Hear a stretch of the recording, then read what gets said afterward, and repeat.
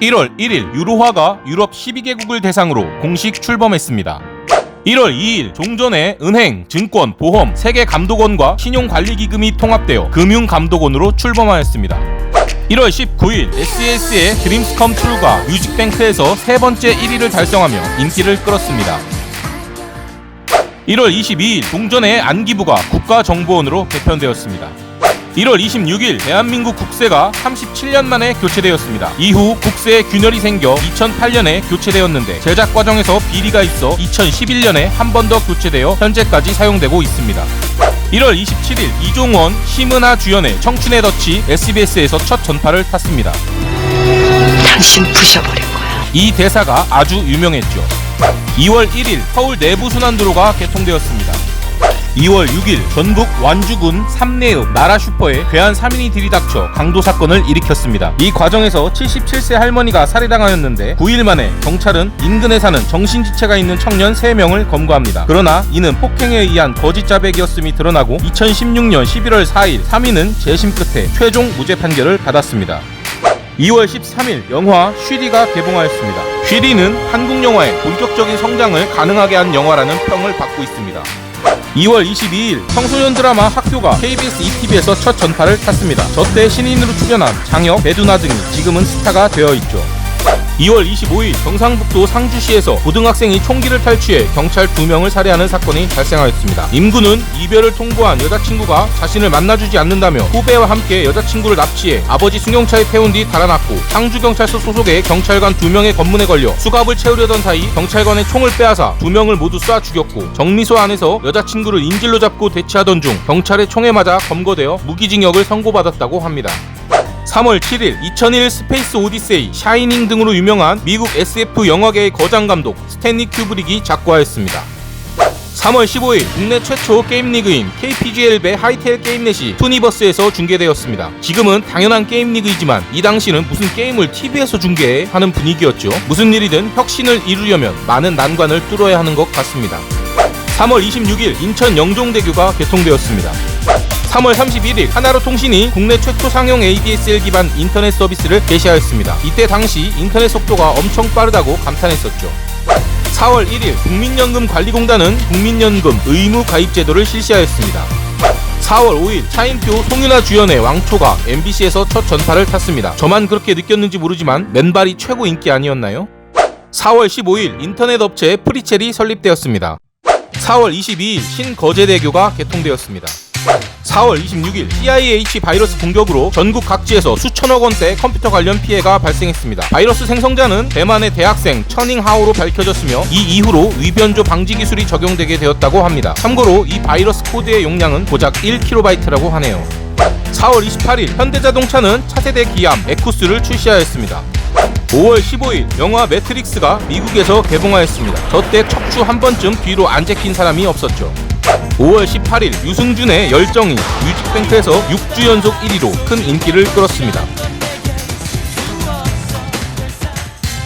6월 1일 핑클의 영원한 사랑이 뮤직뱅크에서 2번 1위를 차지하며 인기를 끌었습니다. 6월 2일 삼성 SDS가 인터넷 검색 엔진 네이버 서비스를 개시하였습니다. 6월 15일 대한민국 해군이 연평도 해상에서 계속 NLL을 침범하던 북한 어뢰정 한 척과 경비정 한 척을 침몰시키고 나머지 경비정 3척에도 심각한 타격을 입히는 제1연평해전이 발발하였습니다. 당시에는 큰 이슈가 되지 않았는데 남북 화해 모드의 분위기와 우리 군의 압도적인 승리가 오히려 이목을 끌지 못한 요인이었습니다.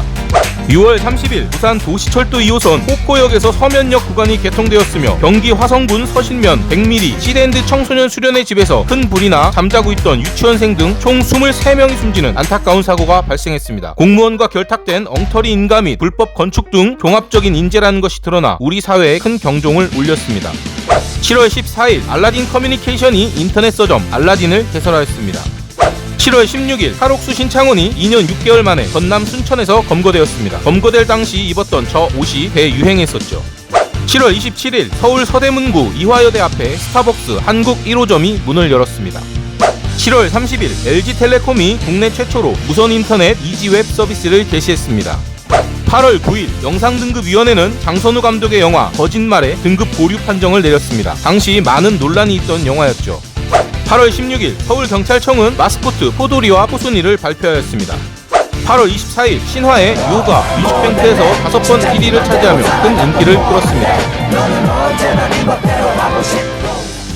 8월 25일 정보통신부는 국내 휴대전화 가입자 수를 2005만 1천명으로 집계하였습니다. 9월 4일 공개 코미디쇼 배그 콘서트가 KBS ETV에서 첫 전파를 탔습니다. 9월 16일 행정자치부는 플라스틱 주민등록증 발급을 개시하였습니다. 이전까지는 종이로 된 주민등록증이었던 게 어렴풋이 기억나네요. 10월 1일 온라인 게임 포트리스2가 개시하였습니다. 한때 이 게임도 참 많이도 했던 게임이었죠. 10월 6일 인천 도시철도 1호선 박촌에서 동막 구간이 개통되었으며 PC 및 디지털 카메라 커뮤니티 사이트 DC 인사이드가 개설되었습니다. 10월 12일 유엔은 보스니아 사라예보에서 태어난 아드난 메비치를 60억 번째 인류로 지정하였습니다. 이로써 세계의 인구는 60억을 넘게 되었습니다. 10월 15일 롯데쇼핑은 롯데백화점, 일산점 개점과 동시에 롯데시네마 1호점을 열었습니다. 10월 28일 11년간 도피 생활을 하던 고문기술자 이근한이 수원지검 성남지청에 자수하였습니다. 10월 29일 한화이글스가 롯데자이언츠를 꺾고 창단 14년 만에 첫 우승을 차지했습니다. 과연 내 살아생전에 우승을 다시 볼 수 있을지. 10월 30일 인천 인현동 라이브2 호프집에서 큰 불이 나 55명이 사망하고 78명이 부상을 입었습니다. 해당 업소는 폐쇄 명령을 받았음에도 계속 불법 영업을 하다가 대형 화재가 발생한 것으로 알려져 안타까움이 더 컸습니다. 11월 1일 배우그룹은 김우중 등 핵심 계열사 사장단 일선 사퇴를 결정하고 해체를 선언했습니다. 한때 대한민국의 재계를 이끌었던 대우는 이렇게 역사 속으로 사라졌습니다. 대우가 위험하다고 합니다. 특별 면담 요청하고 있습니다. 11월 2일 조성모의 포유어 소울이 뮤직뱅크에서 4번 1위를 차지했습니다. 11월 4일 정보통신부는 당해 10월 말 기준으로 국내 인터넷 이용 인구가 600만 4천명으로 집계되었다고 발표했습니다. 11월 22일 MBC에서 드라마 허준이 첫 전파를 탔습니다. 전광열과 이순재의 연기를 너무 감명 깊게 봤던 기억이 있네요.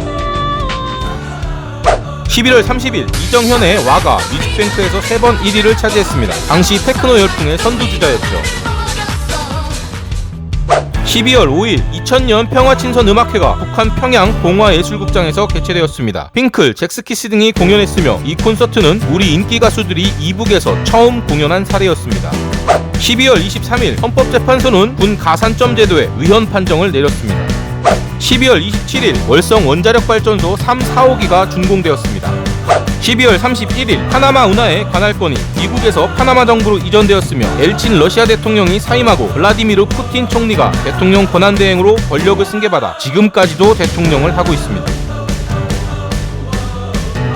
구독과 좋아요를 누른 당신, 새천년에 뵙죠.